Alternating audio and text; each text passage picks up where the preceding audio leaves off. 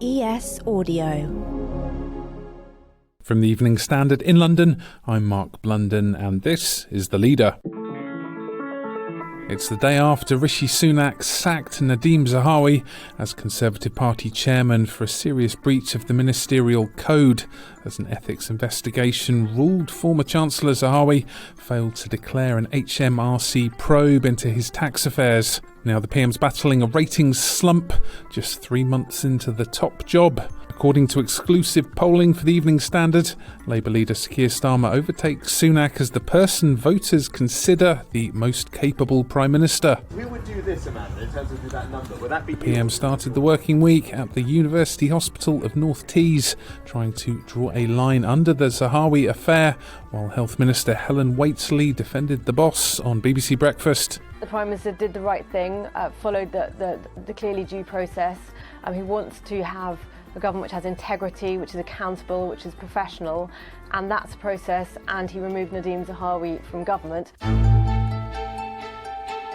And so what's next for Zahawi, who was also Parliamentary Under-Secretary of State in charge of the UK's vaccines rollout? Will he hold that healthy majority as Stratford-upon-Avon MP? Or will his political career reach, to mangle Shakespeare, a necessary end? First, we're joined from Westminster by Evening Standard political editor Nic Cecil. Nick, what's Monday's splash? Our splash today is our exclusive poll from Ipsos, which shows Rishi Sunak's woes are deepening. Previously, the expectation was, or the question was, could Rishi Sunak bring up the Conservative Party after the chaos of the Liz Truss administration? And while he may have done that initially, our poll now shows that actually his personal popularity is dropping quite sharply. So the poll found that basically 32% of adults believe now that he has what it takes to be a good Prime Minister. And that's down a stark 10 points from November. And he's actually now fallen behind Sir Keir Starmer on this question.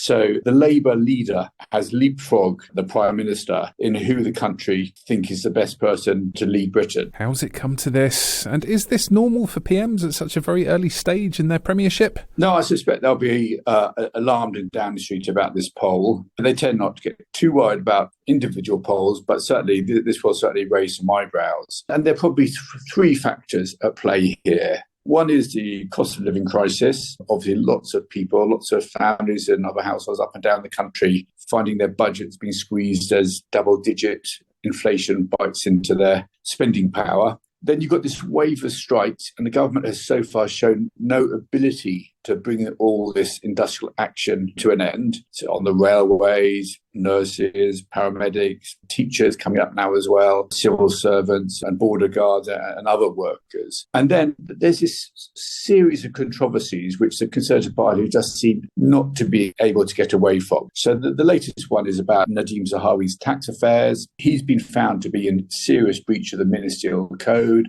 and Rishi Sunak sacked him early on Sunday morning as Conservative Party chair. But that's not the only storm at Westminster. There's a string of bullying allegations against the Deputy Prime Minister, Dominic Raab, and also lots of questions being asked about the BBC chairman and his links to Boris Johnson. The chairman, Richard Sharp, was appointed when Boris Johnson was PM. The Prime Minister was on that hospital visit with Steve Barclay this morning. What was his messaging? Certainly on his visit to County Durham this morning, he had a pretty stark message to health workers who we spoke to up there. He was saying that basically the government has got a grip on inflation. The Prime Minister has pledged to halve inflation this year, which is in line with kind of forecasts from the Bank of England and the OPR and other economists. But he was warning that if the government fails to bring down inflation, then in his words, it will be awful if inflation was still very high in a year's time, because it basically erodes everyone's spending powers, because pay rises are not rising at the same level at double-digit levels. How's Sunak getting on with his 5 key pledges? Apart from the one on inflation, he hasn't set any timescale for the other ones. So they're big promises, but if you don't put a timescale on it, then you're basically correcting your own homework and you can say whether you passed or failed. But the voters, certainly they have quite a clear view now. So just going back to our poll this morning, now just 2 in 10 adults in Britain think the government is competent, and 62% disagree with that. And 2/3 say it's time for a change of government at the next election, which we expect probably to be in the autumn of 2024. So the public, certainly at the moment, seem to have a pretty clear view on how the government is doing. What is the job of the Conservative Party chair, and who are the mooted runners and riders now for the role? The role is quite an important role, and there's several important tasks that the party chairman or chairwoman tends to undertake. First of all, that individual is often put up for media interviews to do the morning media round. So they need to be a very competent individual who can speak across lots of topics. Now, for Mr. Zahawi, he's a popular MP. He's very competent. He was vaccines minister during the COVID pandemic and was praised for his performance there. But he couldn't take to the airways every morning because all he'd be asked about was his tax affairs and the fact he'd reached this settlement with the taxman, including a penalty. So he clearly couldn't carry on in the role. Then in terms of who might replace him, lots of people started talking about William Hague this morning, the former Tory leader. He was very, very quick to stamp down on that rumour and say he was not returning to frontline politics at all, and certainly not to the party chairman role. There's even talk that Boris Johnson might be appointed to do that role, but I think that's unlikely given that he's facing an inquiry still into Partygate. Brandon Lewis might return that role. He's a solid performer, and certainly at a time of crisis, he can steady the ship. Let's go to the ads. Coming up, top LSE economist on Zahawi's mega tax bill, and just what is the Duchy of Lancaster? Why not hit rate and follow in the meantime?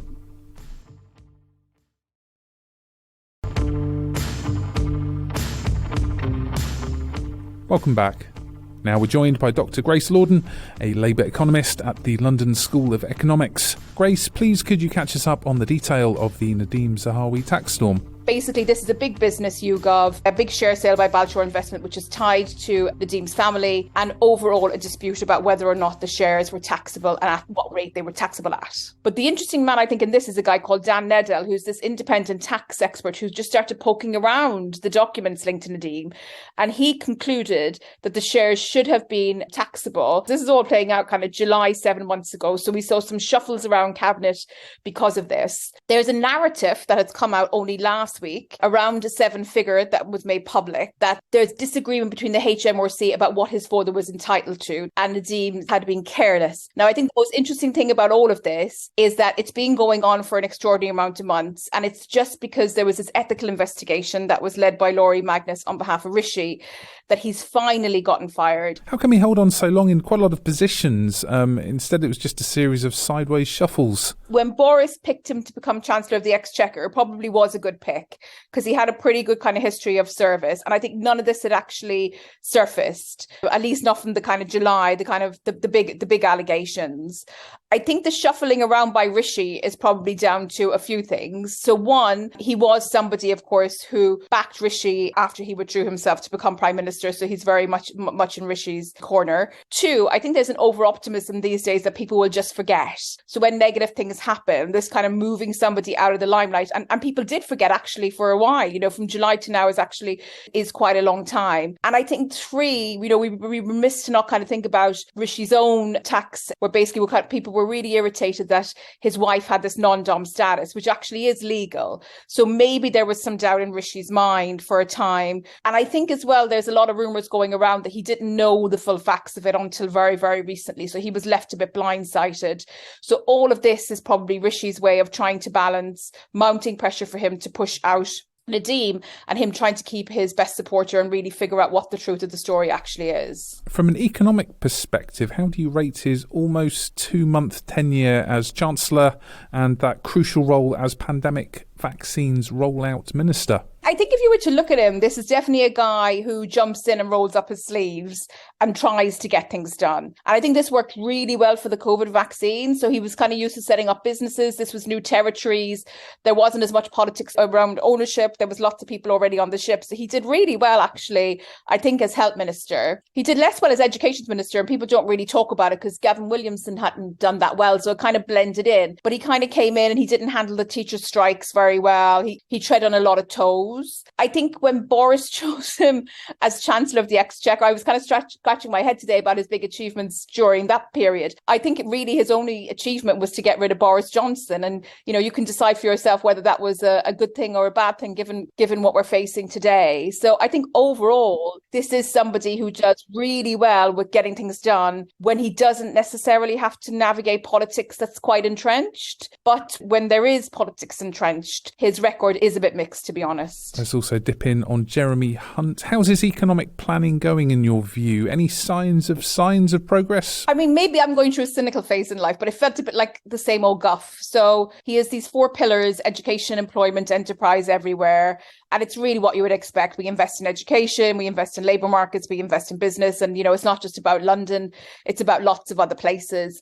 I would have felt much better if he had one of those E's as equality. So, since he's been in that position, he did take it over during periods of extraordinary high inflation. I don't really see anything major that he's done that's changing that, to be honest. I mean, it's really being moved by kind of forces that are outside himself. In a couple of weeks, we will get the new inflation figures, and I'm expecting that they're still pretty high. And finally, Grace, could you explain what the Duchy of Lancaster is and why it's got its own Chancellor? About 5 years ago, I was at a dinner where somebody explained this to me painfully for an hour, and I did think it was an hour of my life that was totally wasted, and now it feels that I can use it. But it's super interesting. So, we don't normally think about this role because it's obviously not as visible as the Chancellor of the Exchequer, but this actually is the most powerful person in government next to Rishi himself. So it really actually does matter for the public who is holding the role. This is all linked to the monarchy. So currently there are 2 royal duchies in England. There's the Duchy of Lancaster and the Duchy of Cornwall. And these are basically regulated by Parliament, but they're owned by the Crown. And their role is to provide income to the monarch. And